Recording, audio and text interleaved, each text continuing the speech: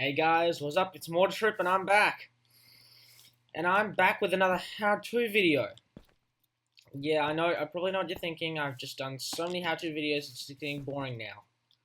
Well, I can see what you mean. I am doing I do actual videos as well, but these how-to videos are quite helpful, so yeah. So what I'm doing here is I've made an infinite energy system. And you're probably going to think, you've already done one of those before, so, can you do something original? This one is quite helpful, because when you come back from the nether, there's one item that you just can't get rid of. Like, literally can't get rid of. That item is Netherrack. Yep, Netherrack. So, what happens here, this system is pretty much all thermal expansion except for the mechanism cube and the Buildcraft chute. But what happens here is the netherrack gets burnt down and turned into lava, and that goes in the fluiducts,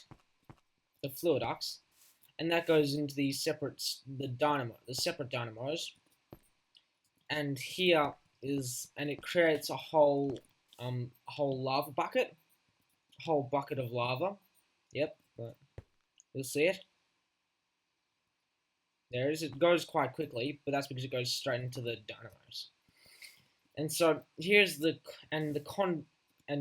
lava goes into the magmatic dynamo using the what's it called, fluid duct, sorry, and gets taken out using the energy conduits. So this part of it's pretty much all compulsory, except you really don't need a gap in the middle. I just like to do it for a bit of show, but it costs more resources. Like, you'll need two more fluid ducts and two more energy conduits, but I'm in creative, so I just get infinite of them. So here's the thing, it goes along here. So this is pretty much compulsory. You can use any item insertion sort of thing that you want. Like, you can use a chest, just dump all the netherrack in, and just use a pipe, or just put it instantly into the magma crucible. But I like to use a chute for, show. So all this is compulsory, except you don't need the energy cube. Like, what you can do is, from this energy conduit to this energy conduit, what I'm trying to say is from there to there, you can have any sort of energy conduits or power cables coming out and powering your machines. I'm just putting that there so it doesn't wait, so I don't waste any power. And I'm already like a tiny way up. That's not bad. And so, well, you don't even need an energy conduit. Well, you can use you can use a kinesis pipe, which is from BC Factory, BC Power. A kinesis, can't remember. Or you could use a waterproof pipe, or anything that carries fluids. Or you can use, anything that carries power from one area to another. It doesn't really make a difference. And so yeah, that melts it down, turns into lava, puts it in there. I'll show you the machine, thermal expansion blocks. I'll get a redstone furnace,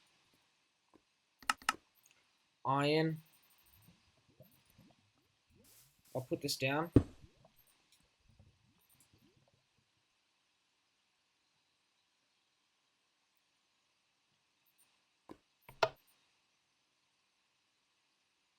And it gets fast, and redstone furnaces get faster the more power they have. And so that is going quickly.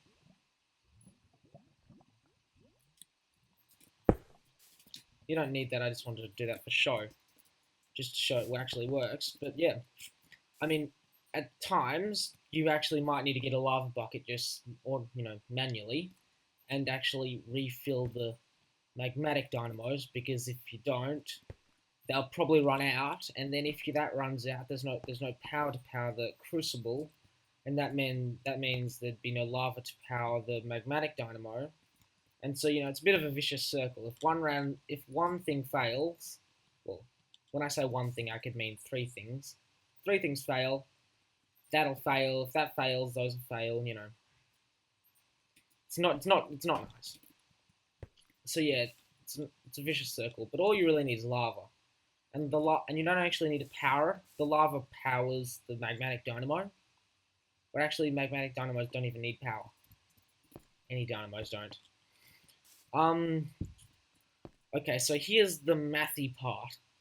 I think that let's have a think. 8,000. It costs 8,000 RF to melt down one piece of netherrack, but one bucket of lava creates 1,800 RF. So in the long run, you are getting a what's it called?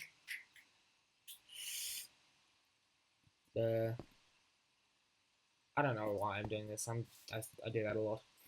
You're getting more for your money. I don't know, but yeah, it's better. I mean, some people might just ask, why would I do that if I can just do this?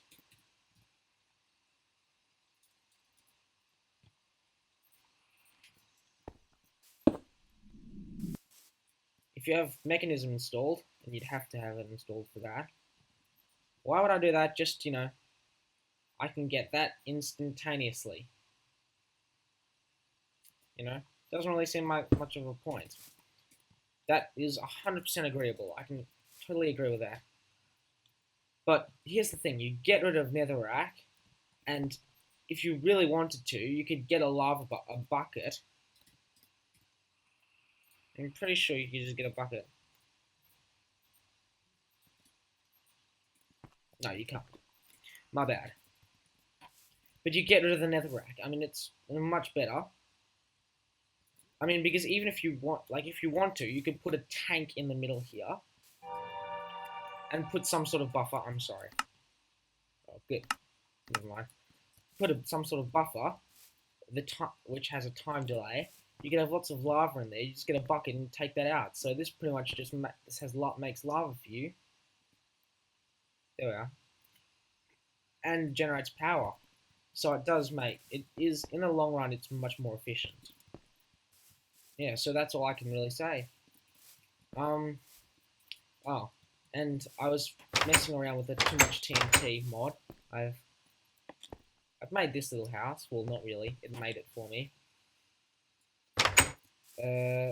Oh yeah. We also did this.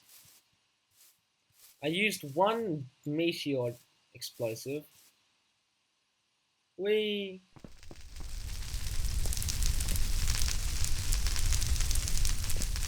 made this huge hole. So really, the moral of this episode is don't mess around with meteor TNT, otherwise you're gonna die. Yeah, not really much I can say about that.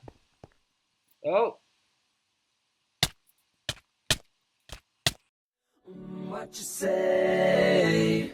Oh, that you only meant well, 'cause you did. You bring me to life.